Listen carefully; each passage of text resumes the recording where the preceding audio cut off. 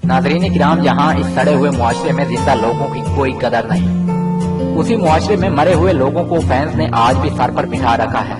जी हाँ नाज़रीन, मैं बात कर रहा हूँ ऐसे पुरस्तार की जिसने पाकिस्तानी फिल्म इंडस्ट्री की सुपरस्टार एक्ट्रेस नादरा के नाम पर उम्रा किया। यही नहीं, इसी फैन ने मौला जट और आखिरी जंग जैसी सुपरहिट फिल्में बनाने वाले डायरेक्टर यूनुस मलिक के नाम पर भी उम्रा की शहादत हासिल की।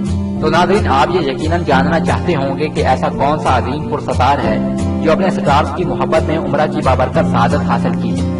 उनका नाम अदाकार शाकिर मलिक है, जो कि पाकिस्तानी फिल्म इंडस्ट्री का उभरता हुआ टैलेंट है। याद रहे कि शाकिर मलिक चंद पाकिस्तानी फिल्मों में अदाकारी के जोहर दिखा चुके हैं। वाज़ेह रहे, नादरा फिल्म इंडस्ट्री की वो अदाकारा थी जिसने अदाकारा अंजुमन को फ्लॉप करवा दिया था। 6 अगस्त 1995 को नादरा को सिर्फ 25 साल की उम्र में कत्ल कर दिया गया। किसी तरह किसी दरिंदा सिर्फ इंसान ने एक मासूम और दिलकश अदाकारा को सफ़े दुनिया से मिटा दिया।